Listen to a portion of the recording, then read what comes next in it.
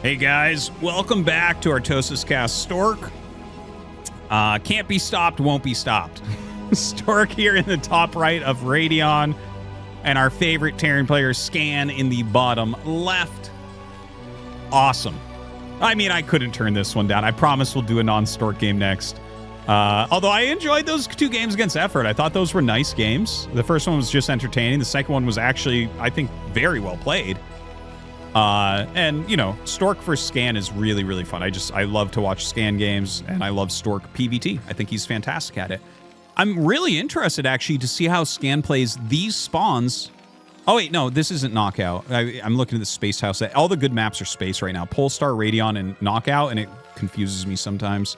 I like start playing and think I'm on one because they all look very similar. There are different patterns in the main bases, so you can kind of tell, but when you're not paying that much attention, it can be confusing. Okay, so it's Radeon, it's not Knockout. Actually, Knockout cross spawn is kind of an interesting matchup in TVP, so I was actually kind of looking forward to that, but it's just Radeon, so standard stuff. Looks like a Nexus first. Dude, he's so good. Cross spawn Nexus first, the best build in the game. How'd he do it? How's he do it, man? It's so sick. What a gamer. See what Scan does to try to deal with that.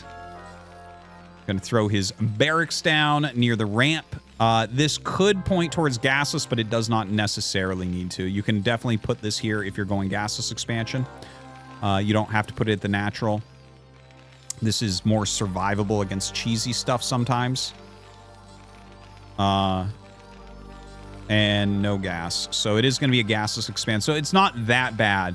And we'll see if Stork goes cross-spawn scout. Because if he goes cross-spawn scout, he can go giga greedy with this. Okay, he's not. He's just going to scout top left. So, and he might actually end scout too. That is a possibility where he scouts the bottom right next just to see if it's close spawns. Close spawns, you have to be way more careful. But I like Mini's approach. Oh, I don't like it. I hate it, but I think it's correct to just scout cross, and that tells you what you need to know. Instead of the time it takes to travel to bottom right. Because, like, here you have to decide, do I make a Sanga Gate now, or am I going to buy core? All right? So we'll see where this goes. Second depot. Gas coming up. It's a very late gas. Okay, this is actually funny to see Scan do this, because he hasn't been scouted yet. So this is a variant on gasless expansion. It had a little bit of popularity back in...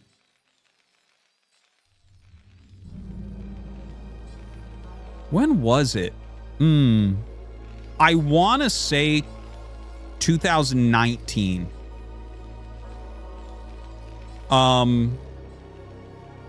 So, and this was slightly later gas, so it's not exactly the build. Anyways, Scan showed me this variant, or one that looked very similar to this many, many, many years ago. I forget when I started getting some coaching from Scan over in Korea, but basically, it's like gasless, but you start your gas before your command center, and it brings forward the factory timing and slows this timing down a little bit. It's pretty good. It's like a little bit more robust than gasless expansion. But it's a little bit slower on the economy. And, like, Light was doing it for a little bit. Scan used it for a little bit. I definitely used it for a bit. Not that I would be commented amongst them, but just kind of giving you some... some background on the build order. So that's kind of interesting to see him doing that. I do wonder why he chose that when he wasn't getting scouted. He might just like, there might be like a hidden timing that exists with the factories, like where you get the add-on here, and then like maybe you get speed before a certain time or mines before a certain time. I'm not sure. I'll watch for something like that to see. So, okay, looking at this, Stork, with the cross-spawn Nexus first, gets up 4 workers. He'd probably be up 2 or 3 if it weren't for the gas. I think it would probably be 3, but it does have a slight advantage on 4 workers, for sure. And, of course, he's completely safe. There's no damage that can occur here. It's probably going to be 2-gate Observer, but he could go into Reavers quickly. Now, there's the eBay. Mines quickly here for Scan.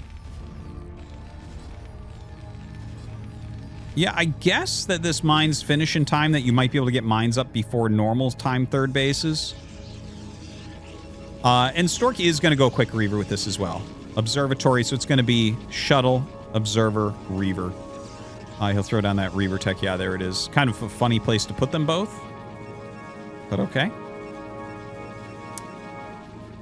Continues to maintain that nice probe advantage. Speed on the way after mines. Getting a pylon ready here at that third base. And Scan going to start maybe laying some mines where potential expansions could occur. Right, just an anti-DT missile turret. Surprised you didn't, I think he'll lay like 2 mines here and then send these out. Yeah, that makes more sense. If you look at this, so notice how he is making the missile turret for anti-DT, but he only has 2 Marines in here.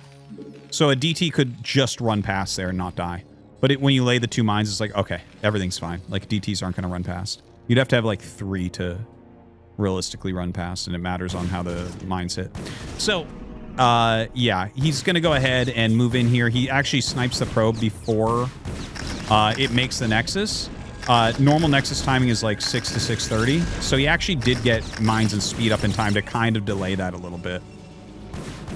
He doesn't know yet that it's Reaver, but he's probably going to be suspecting that. Ooh, that little flank. Now, I want to point something out here. Scan is playing with pure Vulture at the moment. These are his first 2 siege tanks being made. These were both started around 6 minutes, 30 seconds. So that's like very, very late on that. That's really good. Like anytime you can skip out on siege tanks, you're pretty happy. You know, you don't want to make these like big kind of bulky defensive units too often. Picks the Zealot. Actually, I thought, ooh, that was a really good scare. I thought he might just take the shields off of the Reaver so that when it goes across the map, it's going to be easier to deal with. This actually looks really nice for Scan. Delaying that base, killing off some Dragoons, like just staying on pure Vulture for that long, really, really nice. Allows him to have lots of map vision, lots of map control. You can see Stork is like slowly but surely pushing back into this area, and he will make his Nexus. But are you going to get anything done with the Reaver? See, this is why I thought he might take the shields off the Reaver. I actually think it would have been a better play than killing the Zealot that was already kind of low. Because, like, for instance, this would already be dead if it had no shields. Obviously, Stork would have played that different.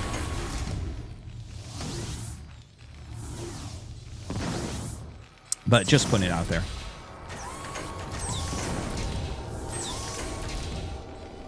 Couple Goliaths coming out.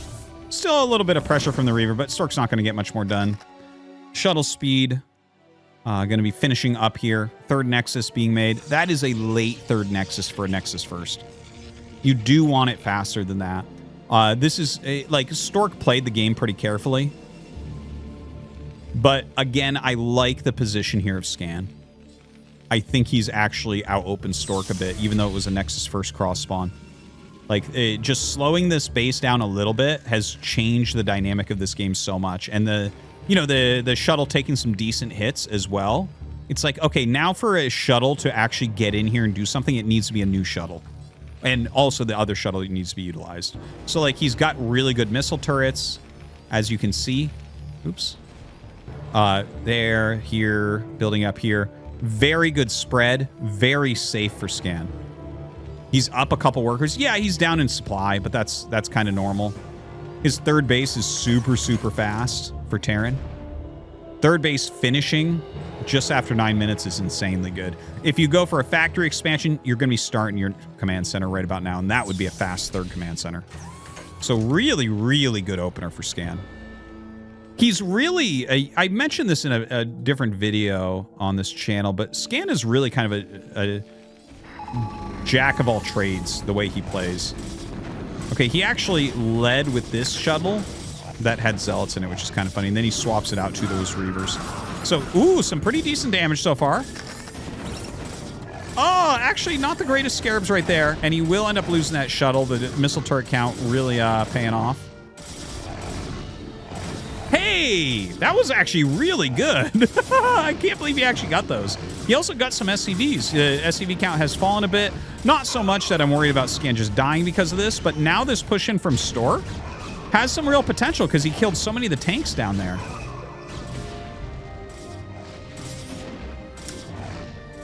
Wow. Everything Scan did this game looked so good. And then that one little Reaver break really has messed up everything. He's got to lift this command center. He's only got 5 factories. So, like, Stork here can take this base. And, in fact, he can take a 5th base. And this is Stork, so I wouldn't be surprised if he goes and does that. Like, when you kill that many units, there's just... Terran can't really do anything. If you have pylon walls up, you're basically good to go. Science facility coming up for Scan. Okay, so Scan is building towards a much longer game. Although oh, geez. Loses 2 more tanks there. That's rough. I guess...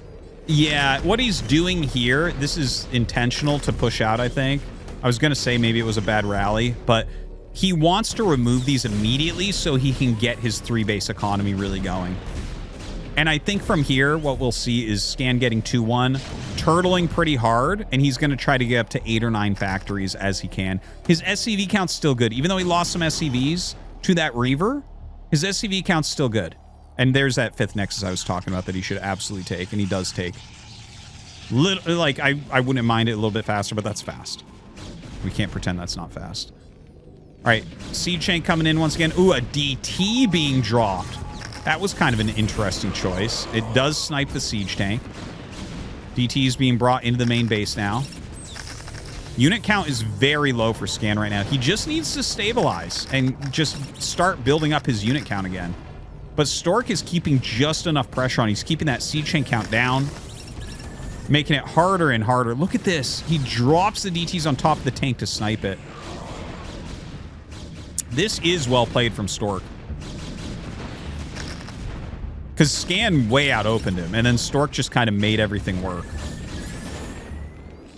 I actually really want to go back and look at that Reaver drop again.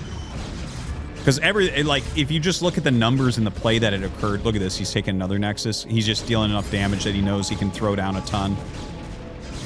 Yeah, Scan is basically at the point of no return now. He's trying to add another factory. He does have 2-1 on the way, but it isn't super fast. Another shuttle coming in with Reavers. Oh, geez.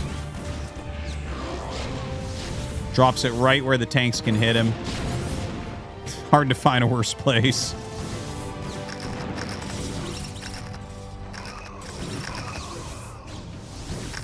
And just chasing those SCVs away. Really not much left here. 74 workers against 60. Well, the 60 is still fine for Scan, but yeah, it's all looking pretty grim at this point. He just doesn't have the standing army he needs. He's not mining from the 3rd base. The 3rd base finished 4 minutes ago. The patches have barely been mined. He's mined less than 50 minerals per patch. And finally, that Reaver drop is cleared, but Stork right now with a gigantic advantage. Wouldn't mind him going air attack and stuff. I don't think there's ever a game where he'd need carriers, but there's no reason, I think, not to just start that. It would scare Scan too if he scanned it. A couple photon cannons and gateways going up in top left.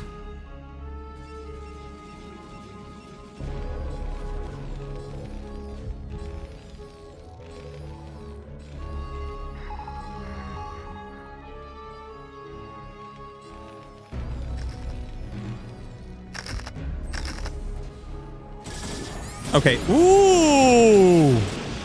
Well, that was gross.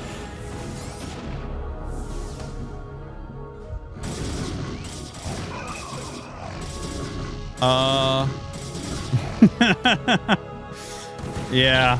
Well, this game is over. 40 SCVs.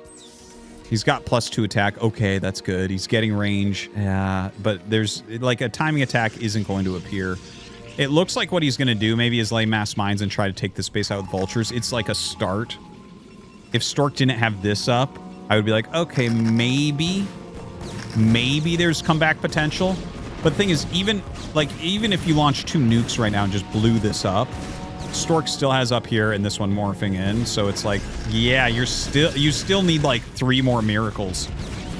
You would actually be sainted if you were to win this game.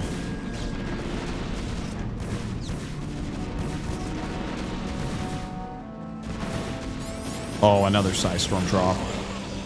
Jeez.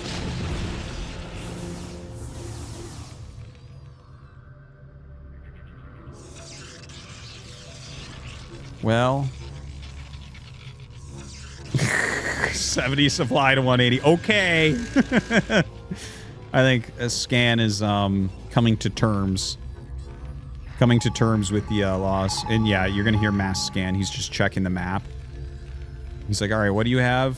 Oh, 1 trillion gateways, tons of units, base is going out, Psy Storm coming.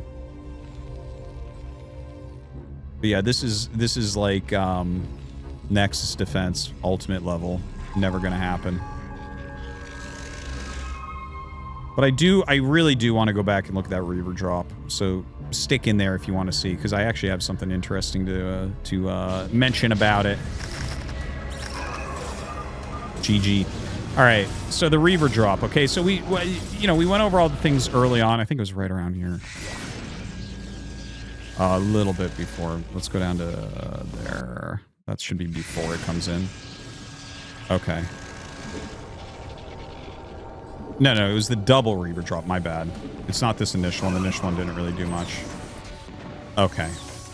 Let's get the second shuttle.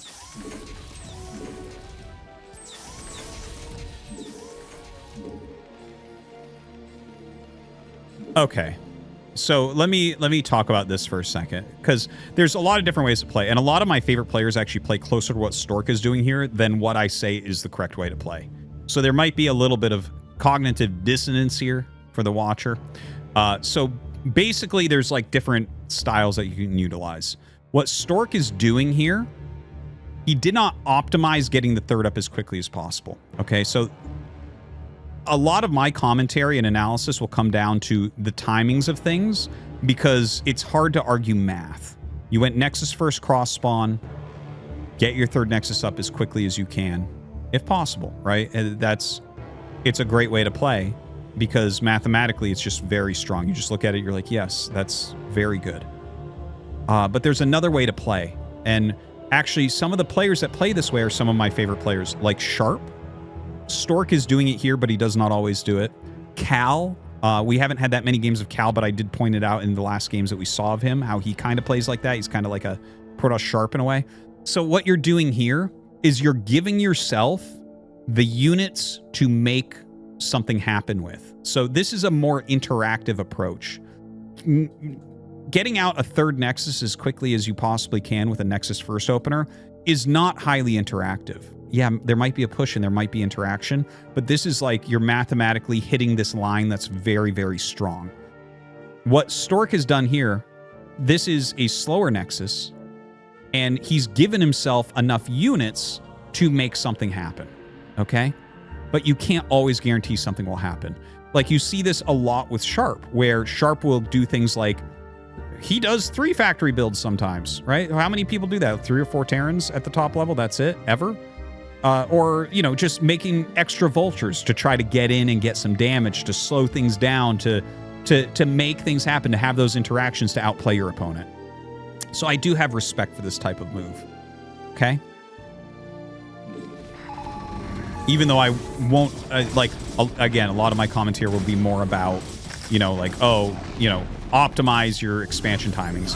But this, like, he gets SCVs there, and then he starts hitting the tanks. This is a little bit of a messy cleanup, and this allows him to come in here. Like, you have to put it all together, what he's done here, and it has to do with execution too. Could Scan have cleaned this up better? Yes. But Scan is a real ASL player, and Stork was just able to do that to him with these units, and this is the part that gives him the advantage that he needs. Now, if he had optimized getting this out quickly and the Vultures hadn't slowed it, he would have a slight advantage. Here, he gets a massive advantage. But this won't always go right as well. Sometimes you'll be even. Sometimes you'll be way ahead. Sometimes you'll win the game right there. Sometimes you'll lose a bunch of units and you'll be a bit behind. It's just a different way of looking at it and playing it. In my opinion, it's more fun. I enjoy watching those players more, although I think, yeah, maybe I like the analysis computer in my head is more about optimizing what you can control, what you like guarantee. It's like, yes, the third Nexus, like you can make that. Anyways, let me know what you think, and let me know if you actually stayed for this after the game got really one-sided. I'd be surprised if many people did. Thank you for watching, guys. We'll see you next time.